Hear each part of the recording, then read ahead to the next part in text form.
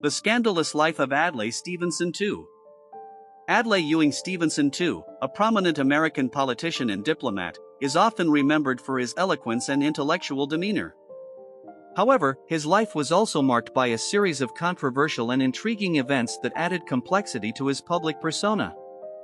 Here are 10 of the most scandalous and shocking facts about Stevenson. Fact number 1. Tragic childhood incident, accidental shooting of a cousin. Adlai Stevenson II's childhood was marked by a devastating incident that haunted him for the rest of his life. Born on February 5, 1900, in Los Angeles, California, Stevenson grew up in Bloomington, Illinois, in a politically active family. His grandfather, Adlai Stevenson I, served as vice president under Grover Cleveland. On December 30, 1912, when Adlai was 12 years old, he accidentally shot his 16-year-old cousin, Ruth Merwin, during a family gathering at their Bloomington home. The children found a .22 caliber rifle, which they believed to be unloaded. Tragically, the gun discharged, fatally wounding Ruth. A coroner's inquest ruled the incident accidental, absolving Stevenson of legal responsibility, but the trauma left an indelible mark on him. This event deepened his introspective nature and likely influenced his later career as a thoughtful, deliberative politician. Stevenson rarely spoke of the tragedy, but those close to him noted its profound effect on his personality and worldview. Stevenson excelled academically, attending the University of Chicago laboratory schools and earning a degree in history and literature from Princeton University in 1922. After a brief stint as a reporter for the Bloomington Pantagraph, he earned a law degree from Northwestern University in 1926.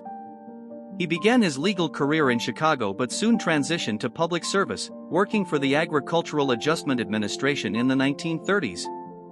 These early experiences, coupled with the tragedy of his youth, profoundly influenced his thoughtful approach to politics. Number 2. Contentious divorce from Ellen Borden.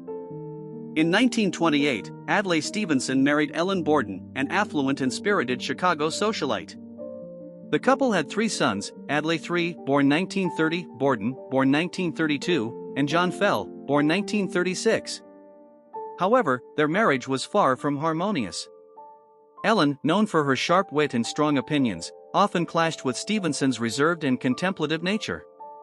The tension in their relationship grew as Stevenson pursued his political career, which Ellen sometimes found frustratingly cautious. Their divorce in 1949 was highly publicized and contentious. Ellen's scathing remarks about her ex-husband, including calling him a Hamlet who can't make up his mind, became fodder for the press. The timing of their divorce, just as Stevenson assumed the role of governor of Illinois, added a layer of personal drama to his political life, and Ellen's criticisms were used by his opponents to question his decisiveness. Number 3. The horsemeat scandal during governorship.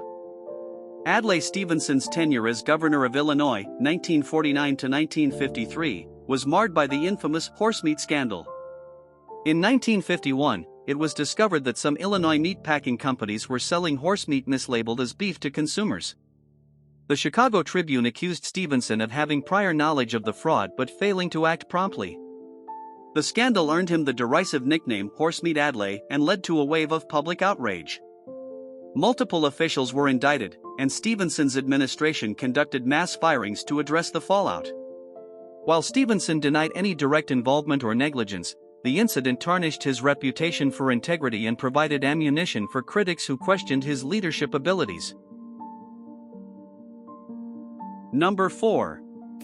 Accusations of communist sympathies. During the height of the Red Scare in the 1950s, Stevenson's advocacy for civil liberties in opposition to McCarthy-era anti-communist excesses made him a target. Critics accused him of being soft on communism, a charge that was especially damaging during his 1952 and 1956 presidential campaigns. Stevenson defended his positions, arguing, to strike the balance between freedom and order is the most difficult and delicate task of government. Despite his eloquent rebuttals, the allegations played into the pervasive fear of communist infiltration, alienating more conservative voters and hindering his efforts to unite a broad electoral base. Number 5. Controversial stance on McCarthyism. Stevenson emerged as one of the most vocal critics of Senator Joseph McCarthy's anti-communist crusades.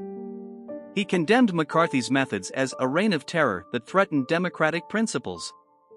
His 1952 speech, in which he declared, "The source of tyranny is in men's minds, not in the tools they use," became a rallying cry for those opposed to McCarthyism.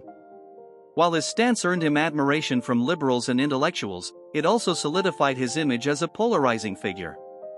Many conservative Americans viewed him as insufficiently patriotic, further complicating his presidential ambitions. Number 6. The Egghead Label and Intellectual Elitism. Stevenson's intellectual demeanor and rhetorical prowess earned him the nickname Egghead, popularized by opponents during his presidential campaigns. The term, intended to mock his perceived aloofness and detachment from the concerns of ordinary Americans, became a lasting symbol of his political image. While many admired his articulate speeches and thoughtful approach, the label was exploited by rivals to paint him as elitist and out of touch. This caricature may have contributed to his defeats in the 1952 and 1956 elections, where he lost decisively to Dwight D. Eisenhower. Number 7. Alleged indecisiveness in presidential campaigns. Stevenson's hesitance to fully embrace his presidential candidacies in 1952 and 1956 led to widespread perceptions of indecision. In 1952, he was drafted as the Democratic nominee after 103 ballots at the party convention, reflecting his reluctance to campaign actively for the position. Critics argued that his hesitancy undermined his campaigns, portraying him as a leader who lacked the resolve needed for the presidency. His opponents, including Eisenhower, capitalized on this image, contrasting Stevenson's deliberative nature with Eisenhower's decisive, commanding persona. Number 8. Public confrontation with anti-UN protesters. As U.S. Ambassador to the United Nations, Stevenson often faced domestic criticism for his advocacy of international cooperation. On October 24, 1963, during a UN Day event in Dallas, Texas, Stevenson encountered a hostile crowd of protesters opposing U.S. participation in the UN. Demonstrators heckled, spat on him, and one woman struck him with a placard. Stevenson remained calm, famously responding, "Surely, my dear friend, I don't have to come here to be insulted." The incident highlighted the growing ideological divides in America and foreshadowed the hostility that culminated in President Kennedy's assassination in Dallas a month later. Stevenson later remarked, "The America I met that day was not the one I believe in." The event was widely reported, further polarizing opinions about the UN and Stevenson's role in Cold War diplomacy. Number 9. Speculation about personal relationships. After his 1949 divorce from Ellen Borden, Adlai Stevenson's personal life became a topic of speculation. His close friendship with Eleanor Roosevelt sparked rumors of a romantic relationship, fueled by their frequent appearances together and Eleanor's strong public support for Stevenson's presidential campaigns. Both denied the claims, but Eleanor's influence on his political career was undeniable. Stevenson was also linked to Alicia Patterson, publisher of Newsday, and Marietta Tree, a socialite and political activist. Though never confirmed to be romantic, these relationships were the subject of gossip, especially given Stevenson's bachelor status. While some admired his intellectual partnerships with these women, critics suggested he relied too heavily on their support, adding intrigue to his personal and political legacy. Number 10. Sudden death and conspiracy theories. Adlai Stevenson II died unexpectedly on July 14, 1965, from a heart attack while walking on Grosvenor Square in London, where he was attending diplomatic meetings. At 65, his death shocked the political world, as he had shown signs of fatigue but no major health issues. Serving as U.S. ambassador to the UN, Stevenson was deeply involved in Cold War diplomacy, making his sudden passing a source of speculation. Conspiracy theories quickly emerged, suggesting foul play due to his advocacy for nuclear disarmament and opposition to U.S. escalation in Vietnam. Though unsubstantiated, these theories persist, reflecting the tense political climate of the era. Stevenson's funeral in Bloomington, Illinois, drew global leaders and dignitaries. President Lyndon B. Johnson honored him as a champion of peace and progress. His death marked the end of a career defined by eloquence and a steadfast commitment to diplomacy, leaving a legacy as one of America's most principled statesmen.